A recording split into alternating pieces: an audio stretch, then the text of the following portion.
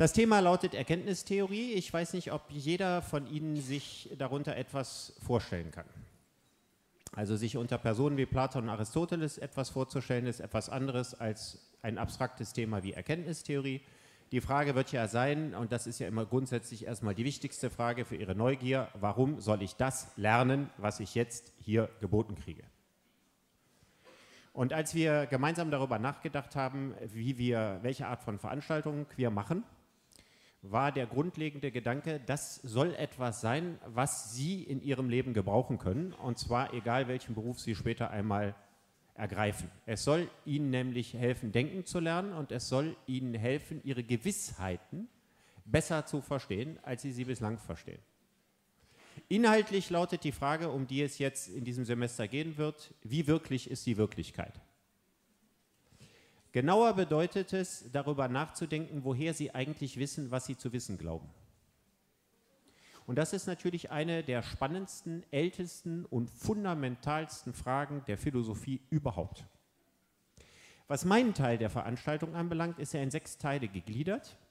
Ich habe mal die Philosophiegeschichte in den ersten 4, 5 Teilen ein bisschen durchgekämmt und ein bisschen vergröbernd systematisiert unter der Art und Weise, was sich frühere Zeiten, frühere Denker unter Erfahrung und Erkenntnis vorgestellt haben. Das heißt, was für eine Vorstellung sie von ihrem eigenen Erkenntnisapparat haben im Gehirn und was sie aufgrund der Beschreibung dieses Erkenntnisapparates im Gehirn für eine Vorstellung davon hatten, wie die Welt draußen beschaffen ist. Das heißt, es geht in diesem Frage um eine Korrespondenz. Woher wissen Sie, wenn Sie aus dem Fenster gucken, dass dieses Gebäude, was da draußen steht, ein real existierendes Gebäude ist, aus Backstein, das es Fenster besitzt und vieles dergleichen mehr? Sie werden wahrscheinlich sagen, das ist eine unglaublich profane Frage, aber Sie werden merken, es wird kompliziert. Das ist ja das Spannende an der Philosophie. Sie werden mit Fragen konfrontiert, die Sie sich selber nie gestellt haben und die auf eine unglaublich komplizierte Art und Weise beurteilt werden und feiner analysiert werden und noch feiner ausdifferenziert werden, und am Ende werden Sie entweder verwirrt sein oder eine sehr viel reflektiertere Vorstellung von Wirklichkeit haben, als Sie bislang haben. Und natürlich ist nicht das erste das Ziel, sondern das zweite das Ziel, und wir hoffen, dass wir das einigermaßen mit vereinten Kräften hinbekommen, natürlich mit Ihrer Hilfe. Sie haben übrigens 2 formale Dinge. Eine ganz, ganz technische Sache. Ich gehe davon aus, Sie haben alle Ihr Handy aus. Wenn nicht, haben Sie jetzt die einmalige Gelegenheit, das zu tun.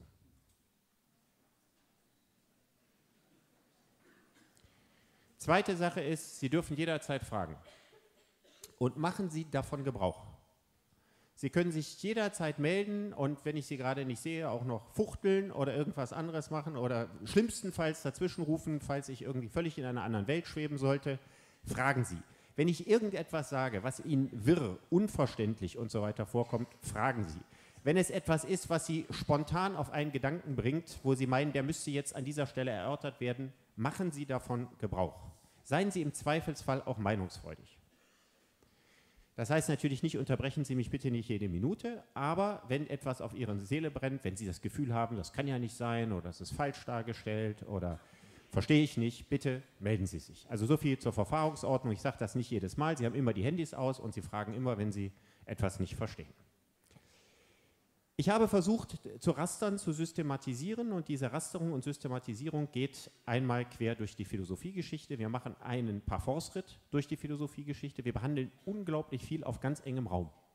Und das hat natürlich immer den Nachteil, dass wir nicht die Ruhe haben, das nach allen Regeln der Kunst zu vertiefen. Sie können das aber natürlich gerne machen, wenn Sie Fragen haben, weiterführende Literatur und dergleichen. Wir werden sicherlich noch eine Literaturliste zusammenstellen, da können Sie das alles nachlesen. Und dann können Sie jeweils zu Beginn der nächsten Veranstaltung, nachdem Sie irgendetwas nachgelesen haben, auch gerne nochmal Fragen stellen zur Veranstaltung vorher. Denn der Sinn der Übung ist ja nur dann erreicht, wenn Sie alle nach diesen einzelnen Veranstaltungen wesentlich klüger geworden sind, als Sie es ohnehin schon sind. Sich mit Platon und Aristoteles zu beschäftigen, heißt mit dem Beginn der modernen Philosophie sich auseinanderzusetzen. Es gibt eine vormoderne Philosophie, es gab schon Philosophen vor Platon und Aristoteles. Aber das, was wir unter Philosophie heute verstehen, geht doch sehr, sehr weit auf die Vorstellungen von Platon und Aristoteles zurück. Das Wort Philosophie bedeutet, wie Sie alle wissen werden, die Liebe zur Weisheit. Die griechische Vorsilbe Philos bezeichnet das Lieben und Sophie ist die Weisheit, Sophia. Spannende Geschichte dabei ist, ihm begegnet natürlich eine ähnliche Konstruktion in vielen anderen Worten. Der Philatelist liebt seine Briefmarken, ja. Philippos liebt die Pferde. Ne? Das sind sozusagen genau der gleiche Wortstamm, aber es gibt einen Unterschied. Und zwar einen ganz bezeichnenden Unterschied, weil der Charakter dieser Liebe bei der Philosophie ein anderer ist als Philipp, der die Pferde liebt. Und der Unterschied besteht darin, Liebhaberei bedeutet eigentlich im Regelfall, sich mit etwas auszukennen. Das heißt, Philipp ist quasi der Pferdekenner. Der Philatelist ist der Briefmarkenkenner. Der Philosoph in der Definition von Platon ist nicht der Weisheitskenner, sondern der Weisheitssuchende. Das ist ein großer Unterschied. Denn wer die Weisheit liebt, bildet sich niemals ein, sie zu besitzen. Zentrale Erkenntnis der platonischen Zeit, sozusagen sokratische Weisheit. Wir werden auf das Verhältnis von Platon und Sokrates gleich eingehen.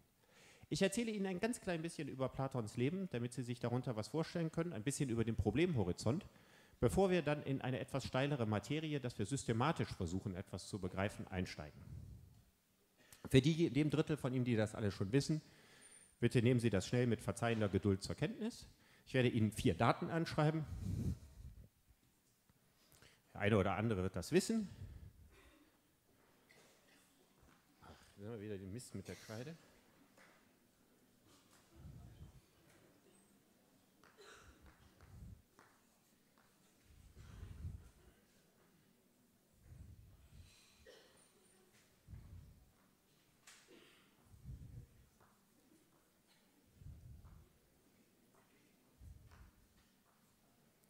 Das sind die 4 zentralen Daten über Platons Leben, die Sie wissen müssen. Gerechnet wird rückwärts. Wir befinden uns in der Zeit vor Christus. Also im Jahre 427, 428 vor Christus, so genau wissen wir das nicht, wird Platon geboren. Im Jahre 399 wird Sokrates hingerichtet. Im Jahre 387 gründet Platon die Akademie und im Jahre 347 ist er gestorben. Und damit sind die 4 wichtigen Eckdaten benannt. Platon wird als Spross einer der ältesten und vornehmsten Familien in Athen geboren. Aus diesem Jungen hätte ein stattlicher Staatsmann werden können. Alles deutet darauf hin, er gehört zur Elite der Bevölkerung und er hätte eine wunderbare wirtschaftliche, politische, gesellschaftliche Karriere machen können. Es gibt etwas, was das verhindert, und das ist seine Begegnung mit Sokrates. Platon wird in eine Zeit reingeboren, die man sich nicht als besonders komfortabel vorstellen kann. Wenn Sie Ihre Vorstellung noch im Kopf haben aus dem Geschichtsunterricht über die griechische Demokratie, über Kleisthenes, über Perikles und vieles andere mehr, dann wird Platon just in dem Moment geboren, wo das alles komplett den Bach runtergeht. Es ist der Beginn, der Anfang vom Ende Athens. In der Zeit, als Platon geboren wird, ist Perikles gerade gestorben an den Folgen der Pest. Und es gibt einen zermürbenden Krieg, den Zweiten Peloponnesischen Krieg. In dieser Zeit werden die Spartaner Attika, also die Umgebung Athens, verwüsten. Und in Athen werden sich die Oligarchen die Klinke in die Hand geben.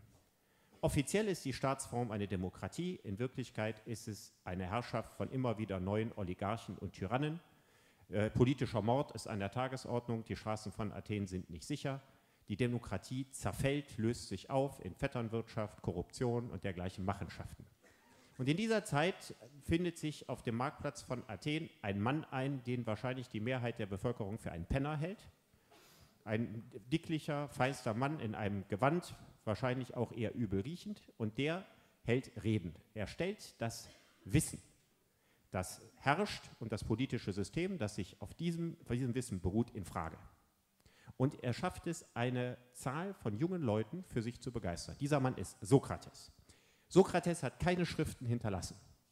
Er hat deswegen auch durchaus den Charakter einer Sagenfigur. Wir gehen davon aus, dass Sokrates gelebt hat. Es gibt ein paar Indizien, die dafür sprechen.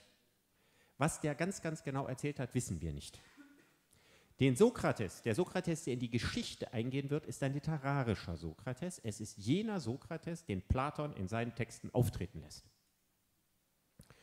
Und die Texte Platons kennen einmal einen Sokrates, der eine Verteidigungsrede hält, die berühmte Apologie des Sokrates angesichts seiner Verurteilung zum Tode. und zum anderen Situationen, wo sich mehrere Leute, mal 2, mal 3, mal 4, irgendwo treffen, bei einem Gastmahl, Abendessen, verschiedenen Orten und philosophische Probleme diskutieren. Und derjenige, der letztlich fast immer, nicht immer, aber fast immer das letzte Wort hat und sozusagen das Wissen der anderen durchschaut und röntgt und so weiter und das Gespräch vorwärts bringt, ist Sokrates. Wie viel von dem, was dieser platonische Sokrates sagt, mit dem historischen Sokrates zu tun hat, weiß kein Mensch. Ob da tatsächlich reale Argumentationen eingegangen sind oder quasi analoge Argumentationen, wissen wir nicht. Platon schließt sich im Alter von 20, 21 Jahren diesem Sokrates an und ist völlig begeistert. Und in der Folge wird er seine weitere politische Karriere nicht mehr darauf richten, irgendwo in diesem korrupten, korrumpierten Athen etwas zu werden, sondern er sieht seine Aufgabe darin, dieses korrupte, korrumpierte Athen zu reformieren. Und zwar nicht durch eine Reformation der Institutionen, sondern durch eine Reformation des Denkens und Fühlens der Menschen. Er will als Ziel bessere Menschen. Bessere Menschen als Grundlage für einen besseren funktionierenden Staat, für ein optimales Gemeinwesen. 399 wird Sokrates unter dem durchaus berechtigten Vorwurf, er verderbe die Jugend, insofern berechtigt, als dass es aus dem Sinn der Athener Obrigkeit tatsächlich so ist. Wenn also jemand wie Platon aus dem feinsten Hause mit den besten Manieren und der besten Ausbildung diesem Manne folgt, dann stellt er in der Tat eine Bedrohung für das politische Establishment dar und deswegen wird er auch hingerichtet. Danach kommt eine Phase, wo Platon ins Ausland gehen wird. Er wird insgesamt 3-mal oder 4-mal, glaube ich, insgesamt nach Sizilien aufbrechen, wird dort Bekanntschaft machen mit dem dortigen Tyrannen, eine Zeit lang dessen Sohn unterrichten. Er wird in der Praxis, was seine Sizilien-Abenteuer anbelangt, sehr, sehr wenig Erfolg haben. Jedes Mal kommt er gerade noch mal gesund aus der Sache raus. Das ist keine Erfolgsgeschichte. Die richtige Erfolgsgeschichte ist was anderes. 387 gründet Platon mit seinem Privatvermögen eine Akademie. Das heißt, eine Art Internat, eine Art Uni und Internat zugleich, ein quasi geschlossener Campus, wo die Leute auch leben und in dem nach allen Regeln der Kunst die Leute ausgebildet werden sollen, nicht nur zu ethischen Menschen, sondern auch zu Menschen, die in der Lage sind, andere Leute ein ethisches Leben zu lehren. Menschen, die die Gesellschaft besser machen wollen. Ja, ich habe in der Antrittsvorlesung den Begriff gehört, Scouts für Sinndefizit. Und das ist im Grunde genommen auch was Platon ausbilden will. Und die erste Voraussetzung davon ist zunächst mal ein Problembewusstsein zu schaffen, ein Problembewusstsein in der Bevölkerung zu schaffen für alles das, was schiefläuft. Und alle bisher gelehrten, etablierten Vorstellungen von dem, was richtig und falsch ist, von gut und böse ist, grundsätzlich zu erschüttern, wie Sokrates es getan hat, aber weitergehend als Sokrates nun etwas anderes an dessen Stelle zu setzen. Das heißt, die gesamte Ordnung der Welt muss noch einmal neu gedacht werden. Und alles im Sinne der Ethik. Die Grundmotivation der platonischen Philosophie ist die Etablierung einer neuen Moral. Und die Erkenntnistheorie ist sozusagen der basale Stein, der als erstes gesetzt werden muss, worauf das Gebäude dann Stück für Stück sich zusammensetzt, um, ähnlich wie ich das vorhin über Hippokrates erzählt habe, einen möglichst geschlossenen Kosmos zu erzeugen, in dem die Harmonie des Individuums in der Harmonie des Kosmos aufgeht. Ich werde mit einer gewissen Liebe zur Abkürzung Ihnen jetzt ein Schema aufmalen.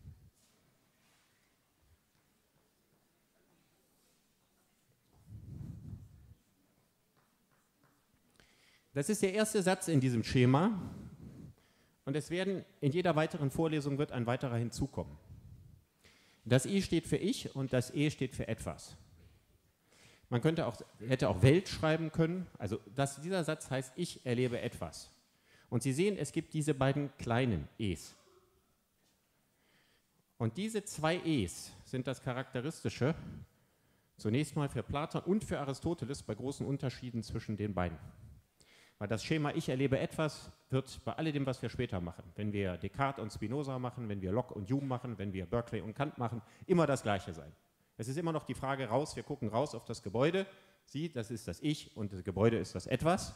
Und woher weiß ich von der Existenz dieses Gebäudes und dass dieses Gebäude so ist, wie es mir tatsächlich erscheint?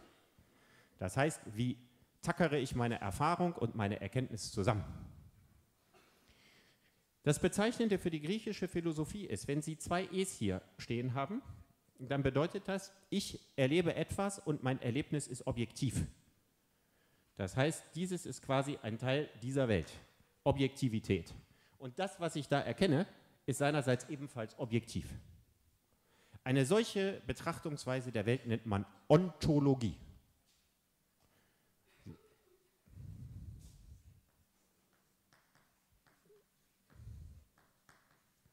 Ich gehe nämlich davon aus, dass das, was ich erlebe, real ist, also einen objektiven Realitätscharakter hat, und dass das, was ich erlebe, das Erlebnis selber, das heißt der Gegenstand meines Erlebnisses, ebenfalls Objektivität zukommt. Das ist die Art und Weise, wie nicht nur Platon und Aristoteles, sondern alle Kinder der Welt die Welt sehen. Dass man natürlich davon ausgeht, dass das, was man wahrnimmt und erfährt, stimmt, außer vielleicht irgendwelche optischen Täuschungen oder irgendwelche Spielchen, und dass das, was ich da draußen sehe, dass es das gibt, objektiv an sich in der Welt. In diesem einen Punkt gibt es zwischen Platon und Aristoteles noch nicht den großen Unterschied. In der Feindifferenzierung kommen gewaltige Unterschiede dazu. Wir müssen überlegen, und das ist sehr wichtig, um das zu verstehen, was jetzt kommt, dass das ganze Konzept, das ganze platonische Konzept im Dienste der Ethik steht. Das heißt, dass Erkenntnistheorie ein Baustein der Ethik ist. Und jetzt gibt es ganz grundsätzlich die Frage, es gibt konkrete Dinge in der Welt. Lauter einzelne Studenten, Menschen, die hier sitzen. Aber es gibt auch so etwas wie die Vorstellung von Studenten. Das heißt, sie sind nicht nur Individuen, sondern sie sind auch noch Teil etwas Größeres. Sie sind auch alle Menschen. Es gibt den Begriff Mensch. Der Begriff Mensch ist größer als Sie, denn er trifft nicht nur Sie, sondern er trifft alle anderen auch. Das heißt, es gibt quasi Abstrakta, die mehr sind als das Individuelle. Es gibt, wenn ich sage Tisch, dann kann ich natürlich sagen, ich meine diesen Tisch. Ich kann aber auch sagen, das ist ein Tisch unter ganz, ganz, ganz vielen anderen, weil ich eine Vorstellung von dem habe, was Tische sind. Jetzt kommt die spannende Frage bei Platon, woher habe ich eigentlich eine allgemeine Vorstellung von Dingen, wenn es in dieser Welt doch nur konkrete Dinge gibt? Mit anderen Worten, wir suchen überall das Unbedingte und finden nur Dinge, lassen aber die Dinge am Unbedingten teilhaben, indem wir unbedingte Abstrakte haben, mit denen wir die Dinge benennen können. Kurz gesagt, wenn es nur einzelne Menschen gibt, woher habe ich eine Vorstellung von Mensch? Was macht sozusagen diesen höheren Schritt aus? Und das ist eine der zentralsten Fragen überhaupt. Der ist in der Frage nach Mensch und Tisch nicht besonders erheblich. Er wird aber wichtig in der Frage nach dem Guten. Ich kann gute Taten lokalisieren, da hat jemand was Gutes getan und so weiter. Aber woher kann ich eine solche Vorstellung gewinnen, wie die abstrakte Idee, dass etwas gut ist? Ich kann sagen, der Tisch ist schön, das ist klar, aber was ich nicht aus dem Tisch herauslesen kann, ist meine Vorstellung von Schönheit. Das heißt, ich muss das Abstraktum Schönheit begriffen haben, um die Schönheit des Tisches wahrnehmen zu können. Woher kommt diese Welt der abstrakten Vorstellung? Platon ist der Ansicht, dass diese Welt der abstrakten Vorstellungen nicht aus der Erfahrung gewonnen werden können, weil in der Erfahrung erlebe ich ja nur Dinge. Und das heißt, die Abstrakta, die das Ganze zusammen sind, die übergeordneten Ideen, müssen mehr sein als die Phänomene, die ich wahrnehme. Jetzt habe ich schon die Fachterminologie benutzt. Die Abstrakta sind die Ideen und das konkret sinnlich wahrnehme sind die Phänomene, die Phänomena. Idea und Phänomena. Diejenigen, die sich mit Platon und Aristoteles in der Schule beschäftigt haben, kennen alle das Höhlengleichnis, das im Zentrum der Politeia liegt. Platons Werk über den Staat, über das Gemeinwesen. Für die wenigen von Ihnen, die das nicht kennen, erzähle ich das nochmal. Es ist die Vorstellung, stellen Sie sich vor, es ist eine Höhle da und in dieser Höhle sind Gefangene angekettet oder Menschen, müssen nicht Gefangene sein, aber sie sind angekettet. Und sie können nichts anderes machen, als an die gegenüberliegende Wand gucken. An dieser gegenüberliegenden Wand sehen Sie Dinge. Alles nur schwarze Schatten. Schwarze Schatten, und weil es das Einzige ist, was Sie sehen können, halten Sie diese schwarzen Schatten an der Höhlenwand für die Realität. In Wirklichkeit aber sind diese Schatten nur Schatten. Sie sind nicht die Realität. Das kann ich aber nicht erkennen, weil das Einzige, was ich sehen kann, die Schatten sind, kann ich sie ja nicht vergleichen, weil ich sie nicht vergleichen kann, halte ich sie für die Realität. In Wirklichkeit werden Gegenstände hin und her getragen, hinter mir, und von hinten fällt Licht.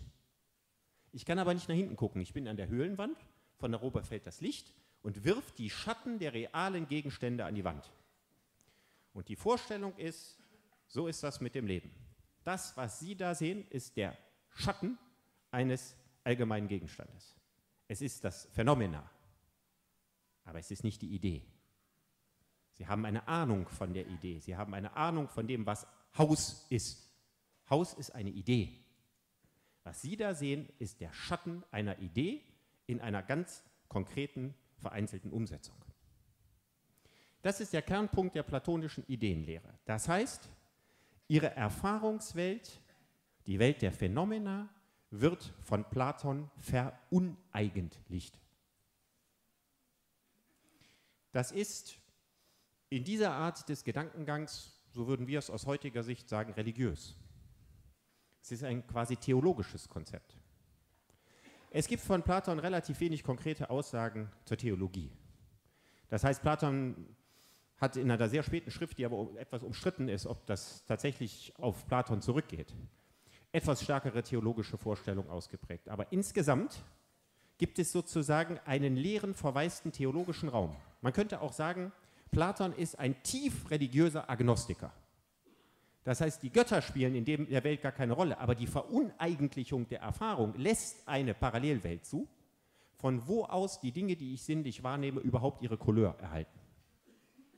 Das heißt, ein Zwei-Welten-Modell, ein Modell der Eigentlichkeit, das sind die Ideen. Natürlich wurde Platon in diesen vielen Dialogen gefragt und Sokrates, seine Kunstfigur Sokrates, antwortet darauf, wo sind diese Ideen? Wo ist diese zweite Welt?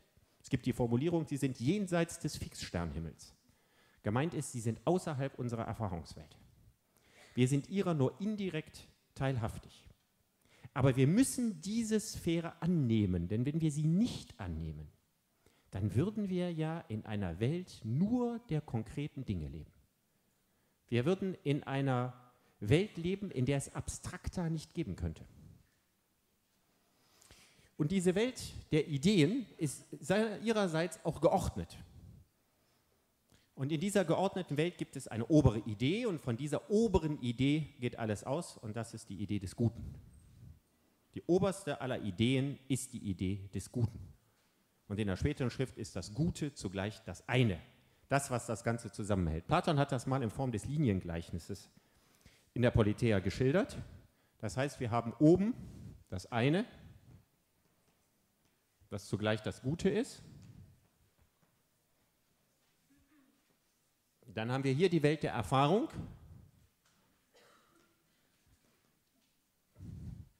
Und hier die Welt der Erkenntnis.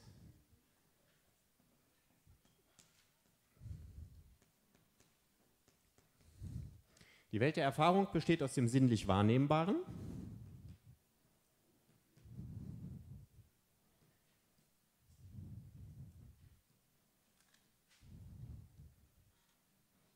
Und die Welt der Erkenntnis eben aus dem Erkennen. Das sinnlich Wahrnehmbare unterteilt sich in das, was mir als realer Gegenstand vorkommt.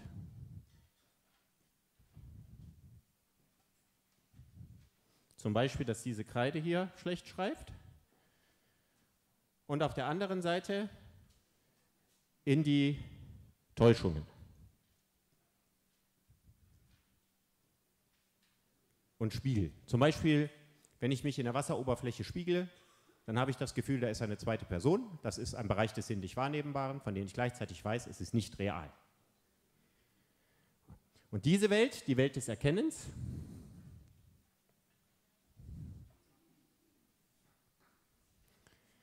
zerfällt in das Meinen,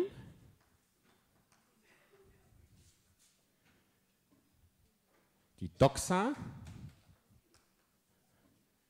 und in die Welt des Denkens, Noesis. Das ist die Grobunterteilung. Es gibt noch eine weitere Feinunterteilung, mit der möchte ich Sie jetzt verschonen. Aber eines ist grundsätzlich, Erfahrungswelt und Erkenntniswelt sind eigentlich zwei getrennte Sphären. Wenn ich das nicht trenne, kann ich ja nicht deutlich machen, warum das, was Sie für das Haus halten, in Wirklichkeit nur ein Schatten sein soll. Ein Bild. Das griechische Wort für Bild ist eidos. Sie kennen das aus dem Begriff eidetische Intelligenz. Das ist, wenn Sie bei Memory gut sind, wenn Sie sich gut Bilder merken können. Sie haben eine Frage.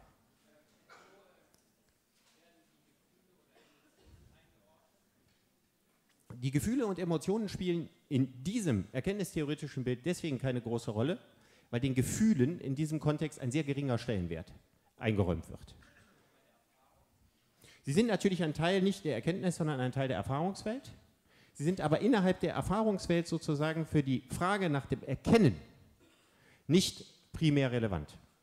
Es ist eine sich durch die Geschichte der Philosophie weitgehend durchreichende Linie, dass die Gefühlswelten als Möglichkeiten der Erkenntnis allgemein in der Philosophie, Ausnahmen bestätigen die Regel, als ausgesprochen gering eingeschätzt werden. Wir werden im dritten Teil bei Hume eine gewisse Revision davon erleben, aber insgesamt ist es so, dass wir natürlich hier die intelligiblen Fähigkeiten in den Mittelpunkt stellen. Das ist das Grundkonzept und das ist das Grundkonzept, mit dem auch Platons Schüler konfrontiert werden. Was sehr für Platon spricht, ist, dass diese ganze Konstruktion etwas auf der einen Seite zwar was Diktatorisches hat, aber andererseits in unglaublich geschmeidigen, eleganten Dialogen entwickelt wird, in denen auch jegliche Kritik immer schon diskutiert wird. In einem Spätwerk von Platon, in Parmenides, werden die ganzen Gegenargumente gegen die Ideenlehre aufgezählt. Und dort tritt Aristoteles auf. Vermutlich sehr nahe an dem real existierenden Aristoteles. Aristoteles ist einer von vielen Schülern Platons, 45, 46 Jahre jünger als Platon. Und Aristoteles hat eine ganz andere Karriere gemacht. Er stammt aus Staigera im Norden von Griechenland, zum damaligen Zeitpunkt Makedonien. Der kommt als, warum auch immer und wie auch immer, geboren offensichtlich als Sohn des Leibarztes des makedonischen Königs, nach Athen. Das zählt in Athen überhaupt nicht. In Athen zählen nur Athener und am besten die aus den vornehmen Familien. Das heißt, Aristoteles ist in der Zeit eigentlich ein Underdog, ein Emporkömmling, einer, der nicht wirklich dazugehört und der in Athen auch nicht die Möglichkeit hat, Wahlrecht zu erlangen und vieles andere mehr. Er hat also ein besseres Asylantendasein in dieser Zeit. Aristoteles tritt im Parmenides auf als jemand, der die Ideenlehre kritisiert, mit einem von insgesamt 4 Argumenten, die er nachher gegen die Ideenlehre vorbringen wird. Ich weiß nicht, ob die Ideenlehre Sie besonders überzeugt. Spannend daran ist, dass Platon sie braucht, um die Idee des Guten zu etablieren. Wenn alles Philosophieren letztlich darum geht, die Menschen dazu zu bringen, ein ethisches Leben zu führen, und wenn ich Ethik nicht sinnlich aus dem Leben herauslauschen kann, sondern nur einzelne Fälle von gutem oder schlechtem Handeln, für die ich noch nicht einmal einen Maßstab habe, dann muss ich die Welt vom Guten aus hierarchisiert mir vorstellen.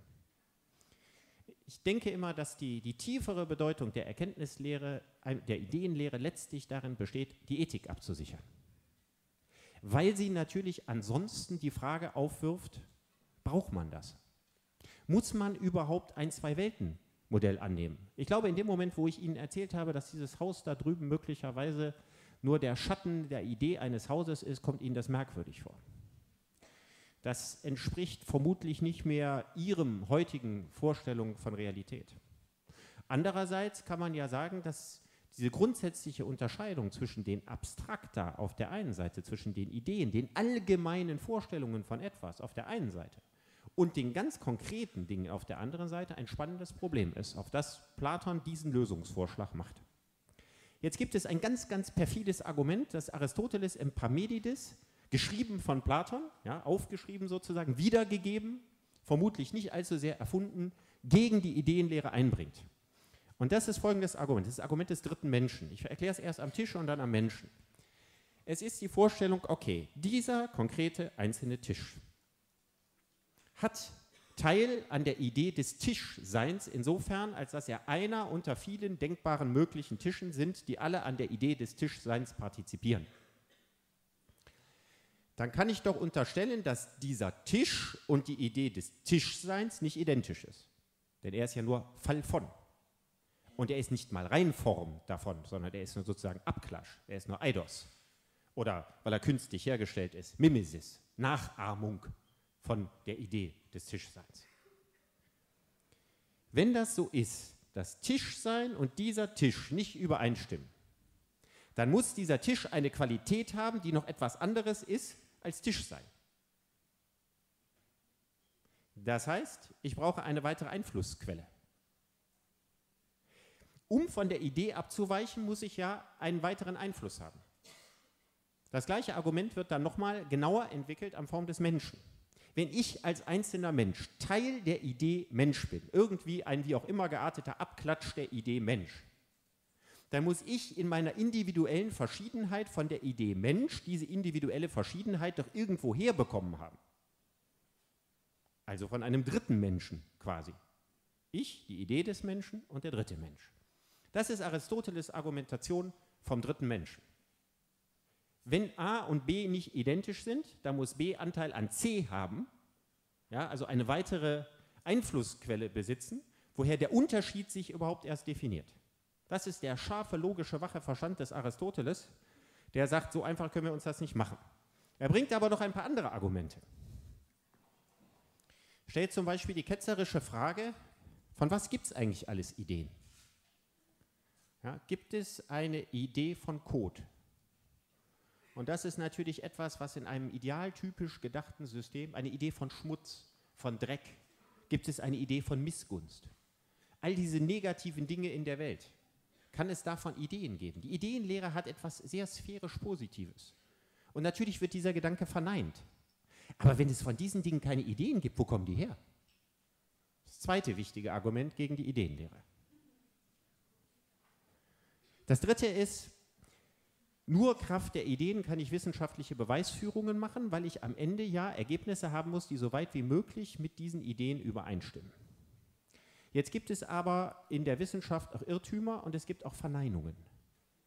Frage, gibt es negative Ideen? Auch das muss Platon verneinen.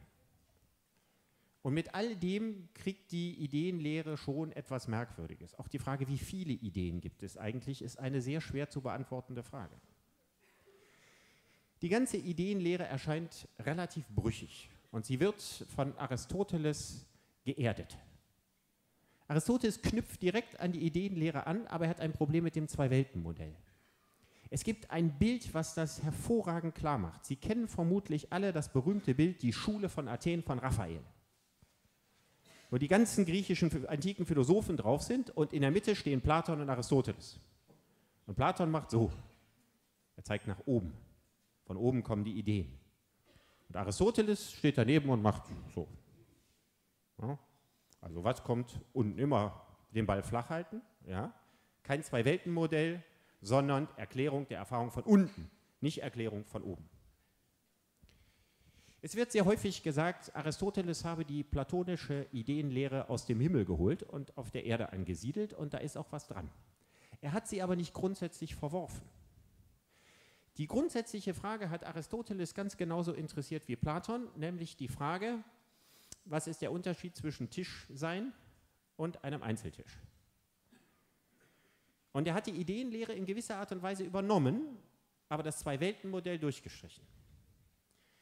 Und das, was er entwickelt hat, ist nicht ein metaphysisches Modell, wie die Ideenlehre es ist, sondern ein nicht ganz metaphysikfreies Modell von Substanzontologie. In einem wichtigen Punkt, ich habe es am Anfang gesagt, besteht zwischen Platon und Aristoteles kein Unterschied und das ist in diesen beiden E's. Das heißt, ich mache reale Erfahrungen. Würde Platon natürlich sagen, ja klar, Sie machen hier eigentliche Erfahrungen, aber diese eigentlichen Erfahrungen sind natürlich nur die Wahrnehmung der Phänomena, nicht die Wahrnehmung der Ideen, jedenfalls weitestgehend. Jedenfalls nicht, solange Sie nicht allzu kunstvollen Gebrauch von Ihren Fähigkeiten hier machen, sondern im sinnlich Wahrnehmbaren verharren, dann haben Sie nichts anderes als die Wahrnehmung der Phänomena. Das ist ziemlich klar. Dieses E durchläuft eine gewisse Veruneigentlichung, je nachdem wie die Erkenntniswege sind. Es bleibt aber bestehen, genauso wie dieses. Ich erkenne etwas Objektives. Ich habe all diese Probleme. Ich erkenne erstmal sinnlichen Abklatsch und so weiter, aber alles das ist objektiv. Das kommt Ihnen möglicherweise jetzt noch nicht besonders plausibel vor. Es wird Ihnen plausibel vorkommen, wenn wir weiter durch die Philosophiegeschichte machen, denn es wird eine Reihe von Philosophen geben, die an beiden E's zweifeln. Erst die einen an dem einen, dann die anderen an dem anderen. Aber ich denke, die Aufgabe wird sein, Ihr Problembewusstsein sozusagen graduell dafür zu schulen, welche Fragen man an dieses Modell stellen kann. Aristoteles hat ein sehr, sehr kunstvolles, vielleicht nicht immer ganz stringentes Modell entwickelt, was er an die Stelle der Ideenlehre gesetzt hat. Es befindet sich in 2 der aristotelischen Schriften. Es gibt eine antike Auflistung von Aristoteles' Schriften, die umfasst 146 Schriften. Eine unvorstellbare Leistung, 1/4 davon ist erhalten. Und schon das füllt sehr, sehr viele Bände. Das Werk des Aristoteles ist unglaublich umfangreich. Und anders als Platon war Aristoteles ein Universalgelehrter unvorstellbaren Ausmaßes. Es war jemand, der sich in nahezu allen Wissensdisziplinen seiner Zeit völlig auf dem Laufenden halten konnte und selber zur Entwicklung bestimmter Wissenschaften beigetragen hat. Er hatte zum Beispiel anders als Platon ein starkes Interesse an den Naturwissenschaften. Er hat Botanik betrieben, er hat Zoologie betrieben, er hat darüber Bücher geschrieben. Er hat diese ganze Erfahrungswelt systematisiert und in einzelne Disziplinen aufgespalten und über jede dieser Disziplinen bis hin zur Dichtkunst, zur Logik und so weiter eigene Werke geschrieben. Die Wissensexplosion, Platons Leistung ist schon enorm beeindruckend.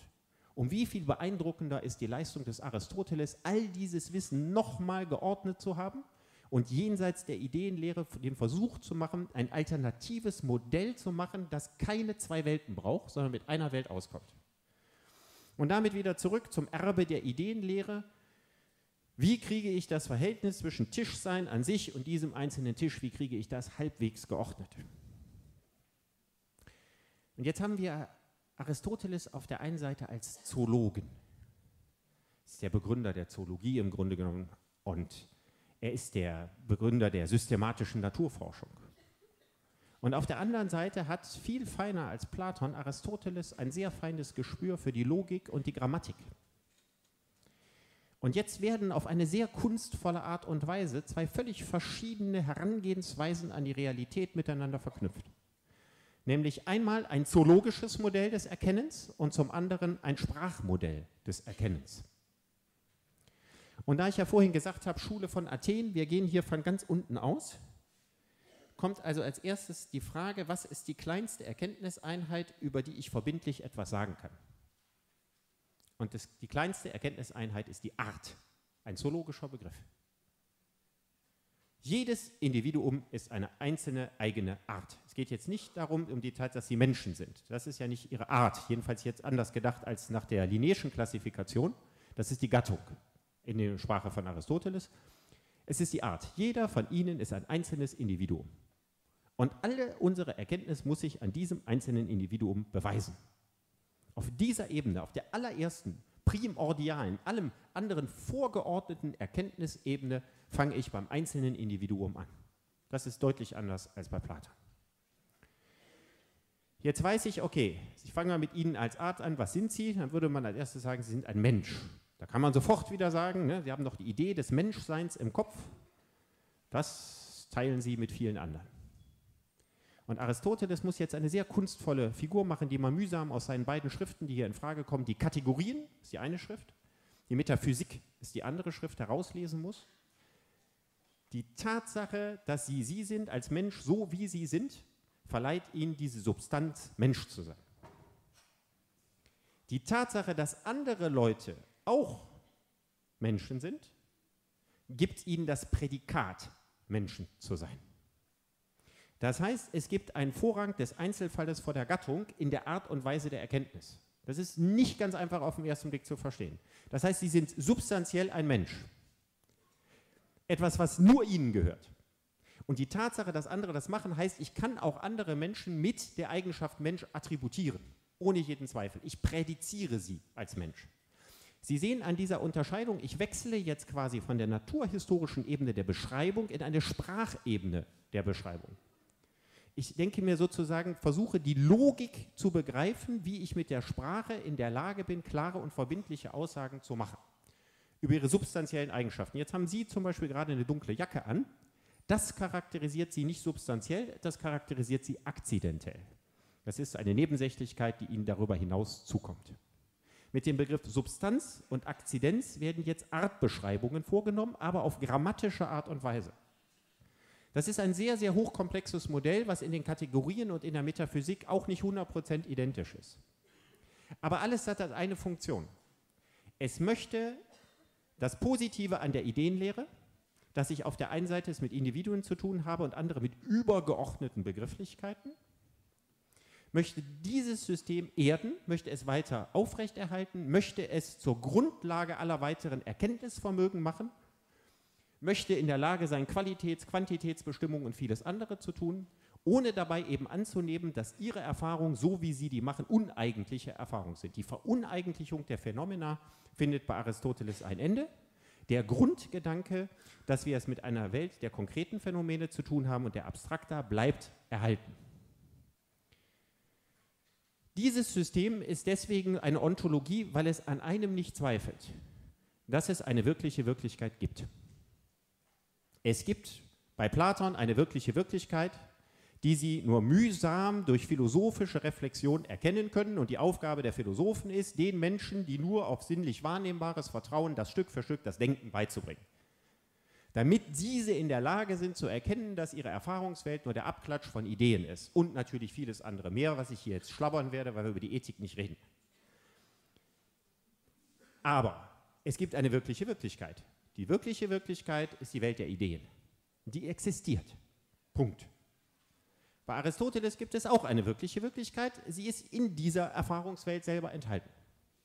Es gibt eine wirkliche Wirklichkeit und der Mensch kann sie erkennen. Ich betone diese beiden Sätze sehr grundsätzlich, weil beim nächsten Schritt wird sich eine ganze Reihe, ein Fragenkatalog auftun. Woher weiß ich, dass das, was ich erkenne, real existiert? Die Frage hatte Platon schon gestellt, dann hatte er die Wirklichkeit verdoppelt in eine uneigentliche Wirklichkeit, in eine eigentliche Wirklichkeit, aber eben an der Existenz einer eigentlichen Wirklichkeit nicht gezweifelt. Spätere Philosophen werden an der Existenz einer eigentlichen Wirklichkeit zweifeln. Andere Philosophen werden daran zweifeln, ob mein Erkenntnisapparat überhaupt täuschungsunanfällig mir Informationen über diese eigentliche Wirklichkeit geben kann. Nach dem Motto, natürlich gibt es eine wirkliche Welt, aber ich würde modern ausdrücken mit meinem Primatengehirn, warum sollte ich die erkennen können? Und dann gibt es noch die Vorstellung zu sagen, an beidem kann ich zweifeln. Ich kann sowohl zweifeln an meinen Erkenntnisfähigkeiten, an meinem Erkenntnisapparat, wie daran zweifeln, dass das, was ich mittels dessen wahrnehme, überhaupt Realitätscharakter für sich beanspruchen kann. Das heißt, die einfache Vorstellung, die korrespondierende Vorstellung, das, was in Ihrem Kopf ist, ist auch gleichzeitig draußen. Diese Vorstellung wird im Laufe der Philosophiegeschichte immer wieder neu relativiert. Und ich habe jetzt die ersten 4 Stufen indirekt schon da drin. Auf der 5. Stufe wird man direkt wieder auf Aristoteles zugehen und wird sich die Frage stellen, das, was in der Logik meiner Sprache Sinn macht, muss in der Ontologik, also in der Logik vom Seienden, doch nicht stimmen.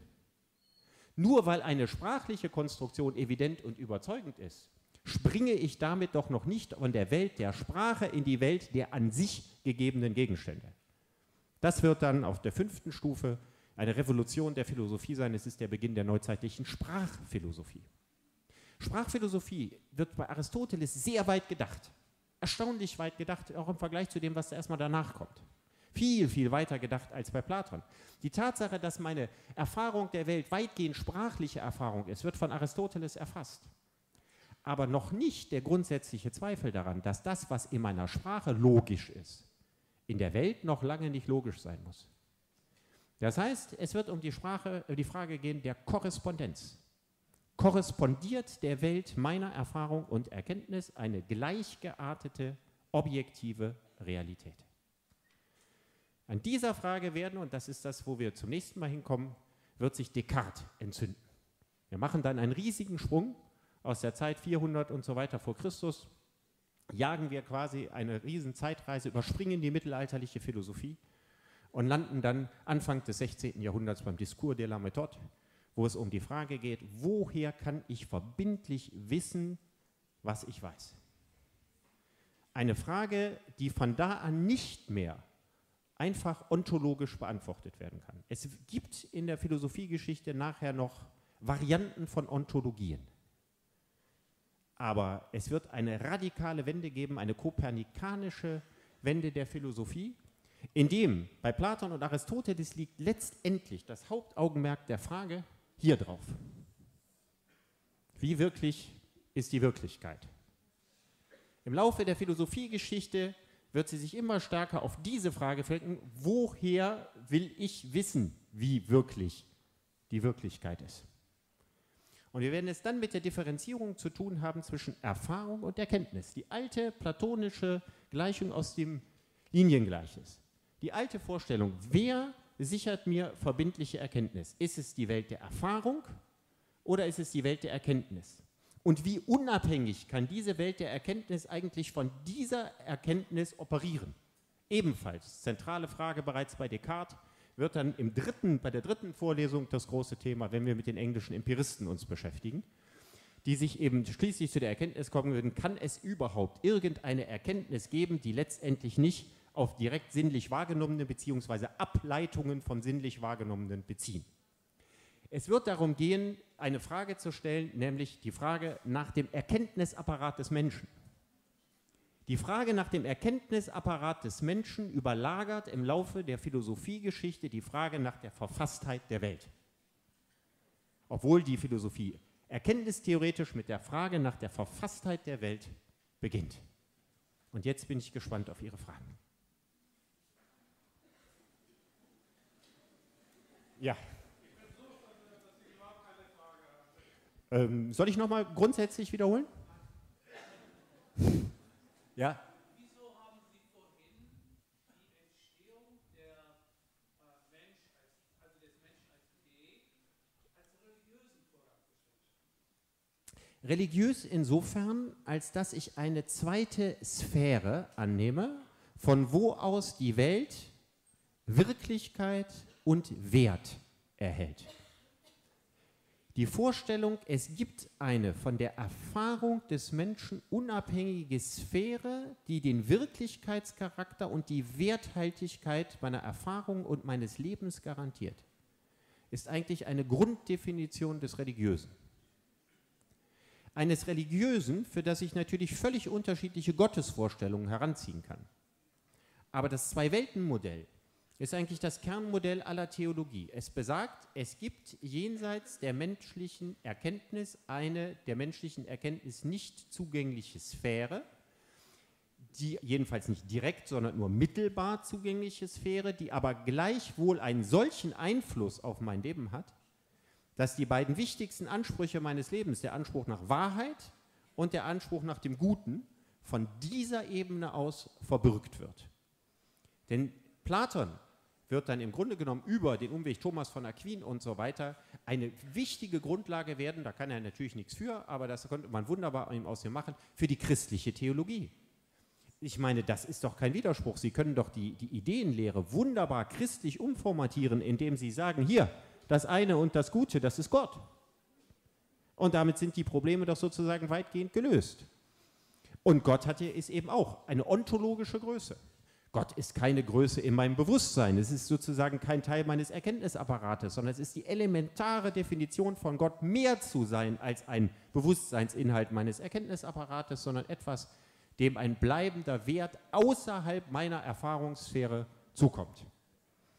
Auf eine relativ ähnliche Art und Weise wird dann der Versuch gemacht, bei Anselm von Canterbury, auch bei Descartes, Gottesbeweise hervorzubringen.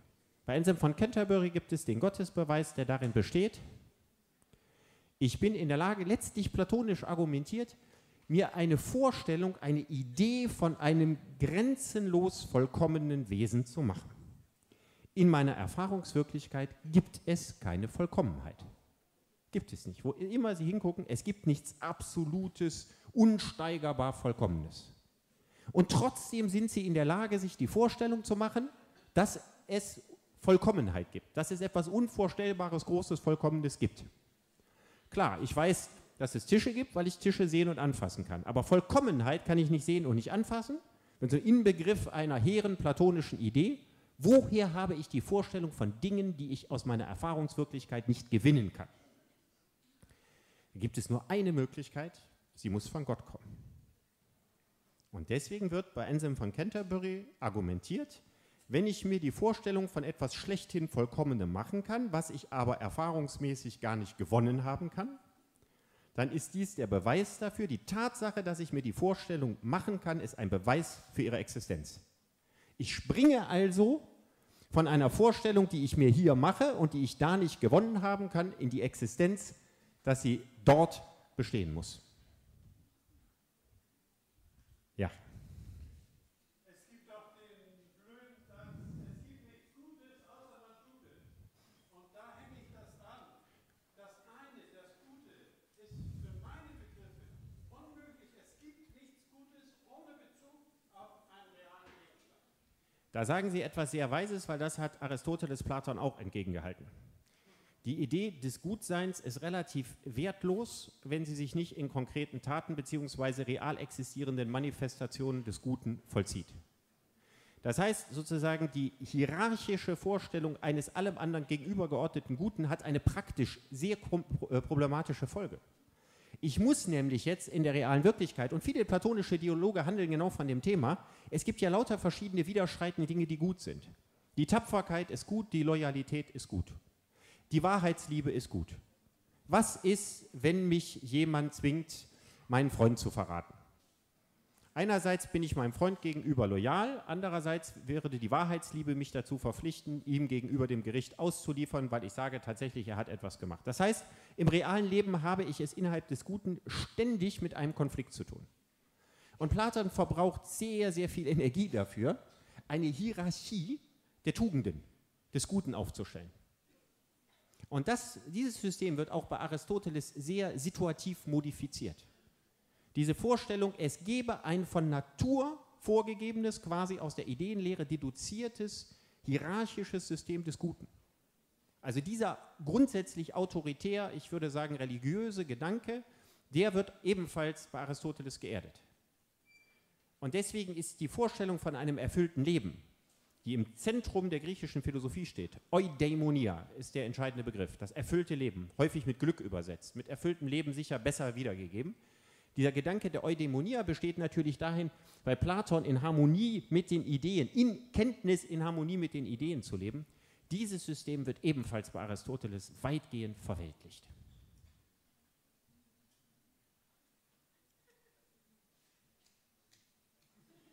Ja. Mich würde mal interessieren, ob Sie einen Literaturtipp haben über eine didaktisch-pädagogisch leicht verdauliche Einführung. In die Philosophie überhaupt oder in die antike Philosophie? Das, was wir hier jetzt gehört haben. Also es gibt natürlich eine Fülle hervorragender Bücher. Ich kaue jetzt an dem Wort leicht verdaulich herum. Es gibt sowohl hervorragende Einführungen in Platon wie hervorragende in Aristoteles. Die beste Platon-Einführung, die ich kenne, stammt von Fritz Erler. Fritz ist der Vorname, ne? Erler, ja.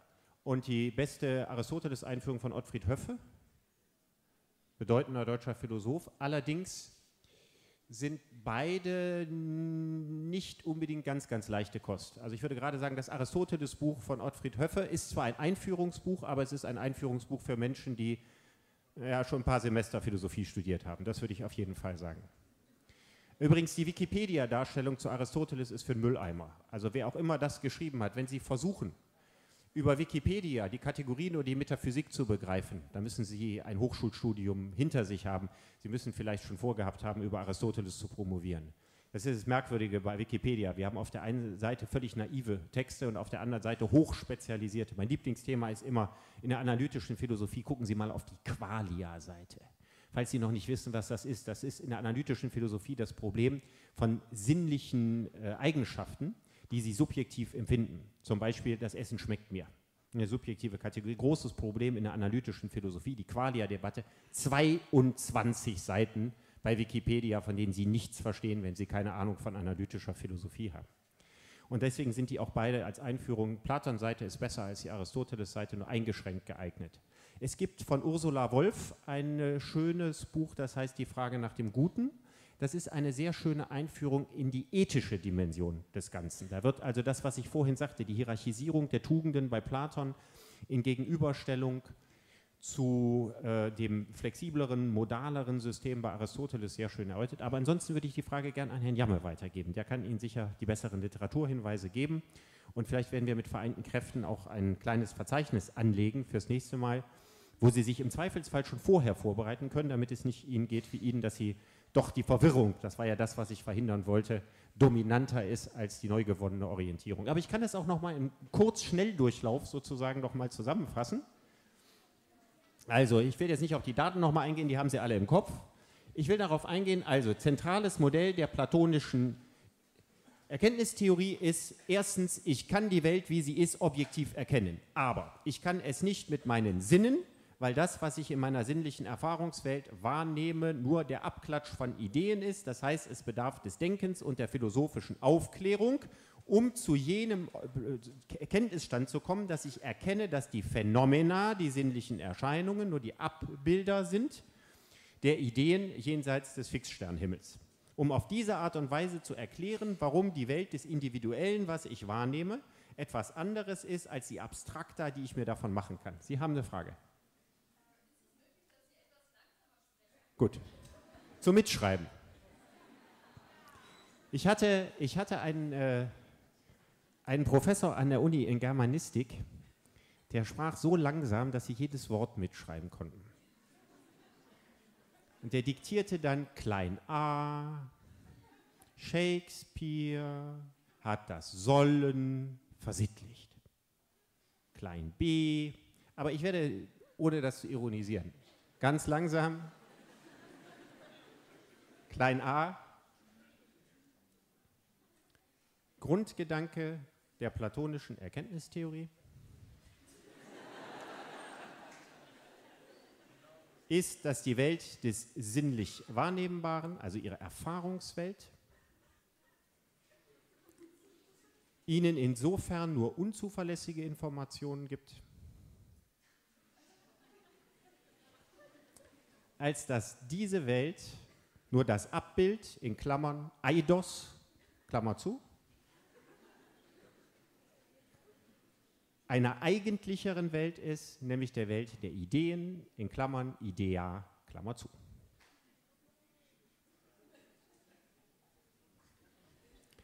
Grundgedanke bei Aristoteles ist, dass wir die reale Welt erkennen können und dass eine reale Welt existiert. Diese reale Welt nicht mehr gespalten ist in Idea und Eidos, sondern sich aus dem genauen Studium der Natur Sätze ableiten lassen mit Wahrheitscharakter über die Beschaffenheit der Welt.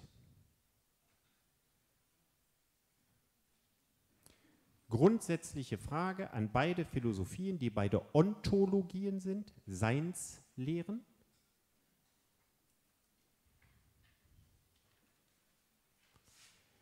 Wenn mir all mein Wissen durch Erfahrung und Erkenntnis gegeben ist und Erfahrung und Erkenntnis in meinem Bewusstsein, in meinem Gehirn, können wir auch sagen, stattfinden, wer garantiert mir das, dass das, was ich in meinem Kopf wahrnehme, einer wirklichen Wirklichkeit, einer Welt an sich entspricht? Wir verlassen im nächsten Schritt die Ontologie, erst zur Hälfte, im zweiten Schritt dann gänzlich. Ja.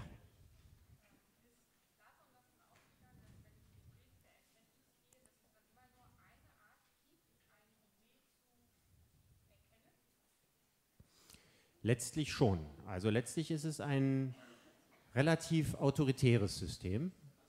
Es enthält einen relativ geringen Bereich an Varianz. Anders als das aristotelische System ist es bei Platon so, die Ideen existieren, die Ideen sind in gewisser Hinsicht ein bisschen dunkel geordnet, jedenfalls sind sie der Idee des Guten untergeordnet.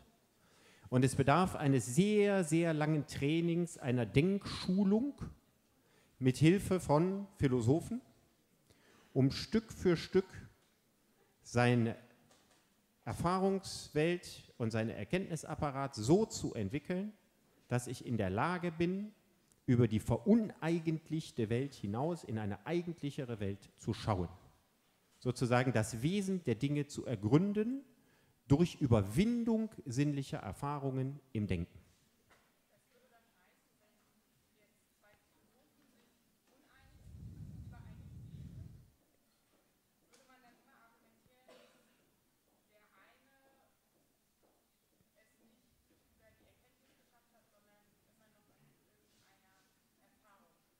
Ja, könnte man ungefähr so ausdrücken. Nun sind ja die platonischen Dialoge unglaublich smart. Also sie sind sehr literarisch, sie sind sehr smart. Sehr häufig wird auch die endgültige Antwort auf die Frage vertagt. Die Frage nach dem Guten wird gerne vertagt. Also wird sozusagen immer wieder gestellt oder in Gleichnisse aufgelöst und so weiter, aber dann auch vertagt. Aber im Prinzip ist das schon so. Das heißt, ich gehe sozusagen davon aus, es gibt ein fertiges System. Und die Gesprächspartner, Sokrates ist der Einzige, der es kennt. Und die anderen Gesprächspartner argumentieren übereinander und in dieser Idee von These und Gegenthese und neue Synthese bringt man sich im Denken Stück für Stück weiter und lernt die Irrtümer, die übrigens nicht nur aus sinnlichen Erkenntnissen bestehen, sondern auch aus den hinlänglichen Vorurteilen, von denen wir in unserem Leben umzingelt sind, uns Stück für Stück zu befreien, um quasi auf dieser Leiter eine Stufe nach der anderen zu nehmen. Das ist schon der Gedanke. Der Erkenntnisweg letztlich und die Erkenntnisziele sind sehr weitgehend festgelegt.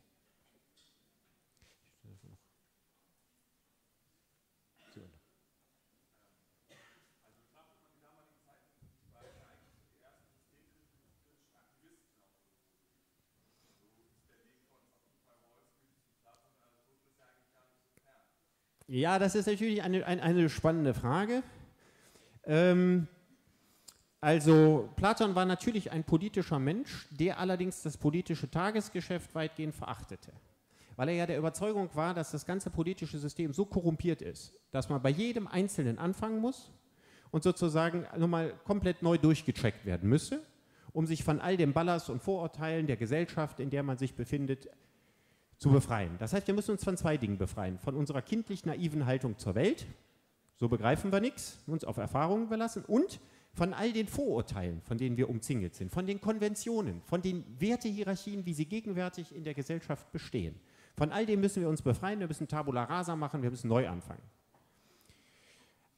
So richtig mit der Occupy Wall Street Bewegung bringe ich ihn nicht zusammen, weil Platon, und das muss man leider sagen, war kein Demokrat. Platon fand die Demokratie zu Recht fürchterlich, denn wenn man sich die Demokratie zu seiner Zeit anguckt, so war sie korrumpiert. Also man kann sagen, Athen war zum Zeitpunkt Platons ungefähr so demokratisch wie Putins Russland. Und das führte Platon zu der grundsätzlichen Überlegung, wenn Demokratie, die mal ganz gut gedacht war, in so etwas ausartet, dann kann sie nicht die optimale Staatsform sein. Das heißt, er hatte etwas diktatorischere Vorstellungen, nämlich, dass Leute, die die besten Absichten haben, weil sie in der Akademie ausgebildet sind und weil sie frei von dem ganzen Mist sind, ja, dem falschen Streben nach Besitz, dem falschen Streben nach Ehrgeiz und Machtgier und sowas alles, sondern wirklich gereinigte Personen, die sollten regieren. Philosophen, Könige war letztlich die Vorstellung.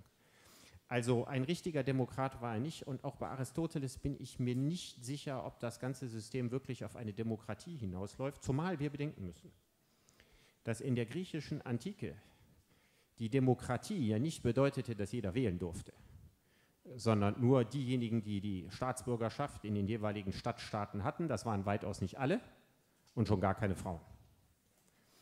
Insofern sind wir ein kleines Stück weitergekommen seitdem. Der grundsätzliche Impuls zu sagen, so wie es jetzt läuft, geht es mit der sogenannten Demokratie nicht weiter.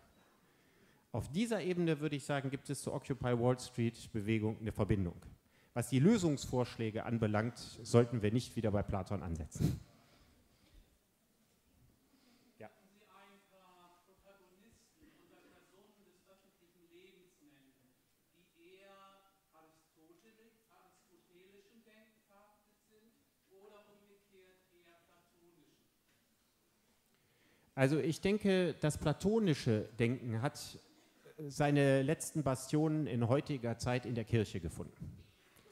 Weil hier ja auch die Vorstellung besteht, es gäbe eine objektiv vorgegebene Wertehierarchie. Wogegen wir anderen diesbezüglich weitgehend Aristoteliker geworden sind. Das heißt, wir glauben auch weniger an absolute Ethiken als an situative Ethiken.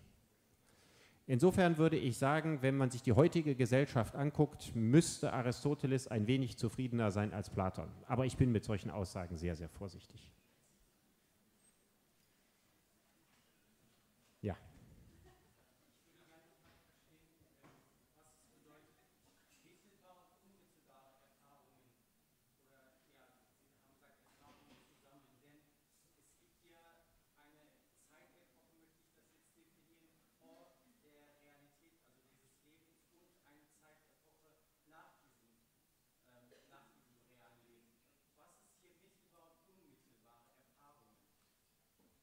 Ich weiß noch nicht, ob ich Ihre Frage verstanden habe. Sagen Sie nochmal.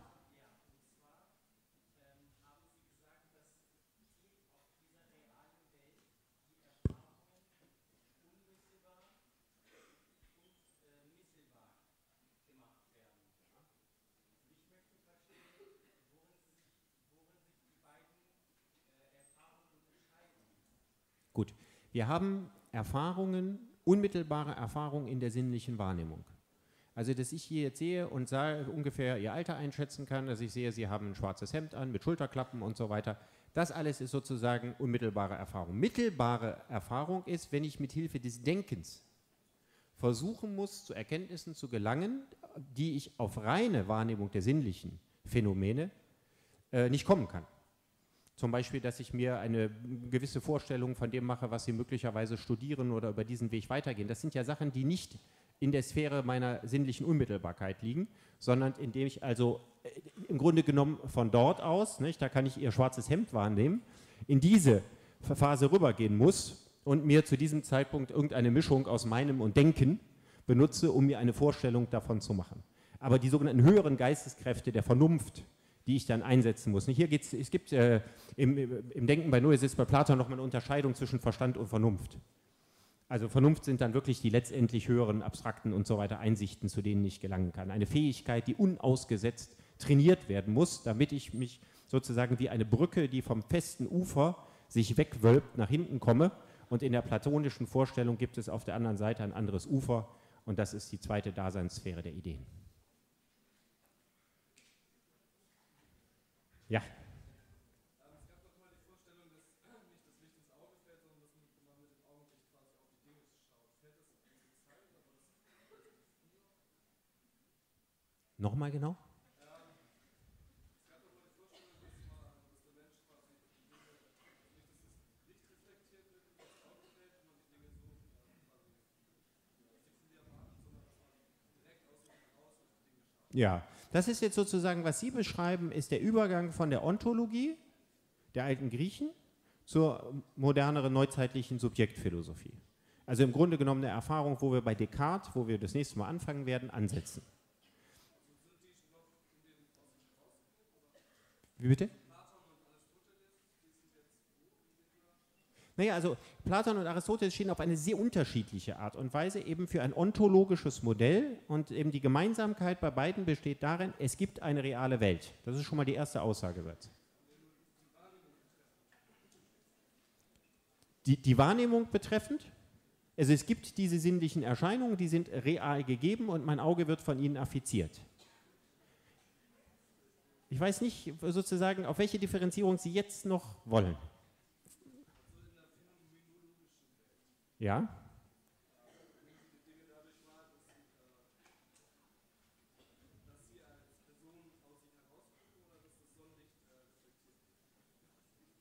Gut, aber wo ist der Widerspruch?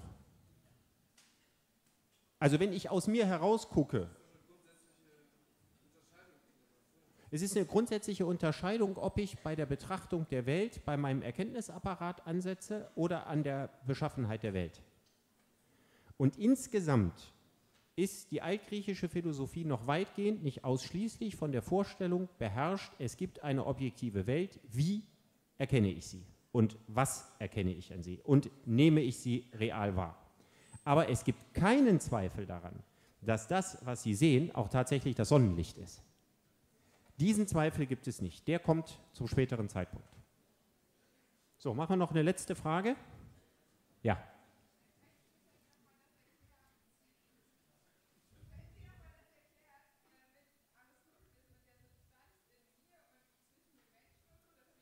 Nochmal, mit Aristoteles und der Substanz? Gut, Sie wissen, Sie legen den Finger insofern in eine Wunde, als dass ich das Ganze sozusagen sehr abgekürzt beleuchtet habe. Ich habe aber die Befürchtung, wenn ich es ausführlicher mache, wird es Ihnen nicht unbedingt klarer. Das ist nicht einfach. Das ist, Sie haben den Finger sozusagen an den mit Abstand schwierigsten Punkt des Ganzen gelenkt. Das, was ich vorhin das grammatisch-zoologische Modell nannte, springt ständig von der einen Sphäre, nämlich in der Beschreibung einer objektiven Welt, der wie ein Naturforscher sich die Dinge anguckt, in eine zweite Sphäre, nämlich in die Sphäre des Logikers, des Sprachphilosophen. Und diese beiden Welten werden nicht trennscharf voneinander unterschieden. Das heißt, der Begriff der Substanz ist ein doppelter Begriff. Auf der einen Seite gibt es eine grammatische Implikation, dass ich sage, das ist substanziell. Das ist quasi eine grammatische Aussage, eine logische Aussage. Das würde ich jetzt hier bei Aristoteles nicht scheiden. Und auf der anderen Seite ist Substanz etwas, was Ihnen direkt unmittelbar zukommen soll. Das heißt, einmal sage ich, Sie besitzen die Substanz. Und das andere Mal lege ich die Betonung auf den Sprechakt, innerhalb dessen ich Ihnen eine Substanz bescheinige. Und diese beiden Dinge werden bei Platon kurz geschlossen, bei Aristoteles. Und das wird dazu führen, dass die Sprachphilosophen, Bertrand Russell zum Beispiel, Anfang des 20. Jahrhunderts, dann sagen werden, das muss man doch trennen. Sozusagen eine Substanz, die ich Ihnen sprachlich zuschreibe, muss doch nicht identisch sein mit einer sozusagen zoologisch-ontologischen Substanz. Das eine ist eine Sicherheit, die ich aus der Logik der Sprache gewinne, das andere ist eine Sicherheit, die ich aus der Logik der experimentellen Beobachtung gewinne. Das beides wird aber bei Aristoteles zu diesem Zeitpunkt nicht getrennt.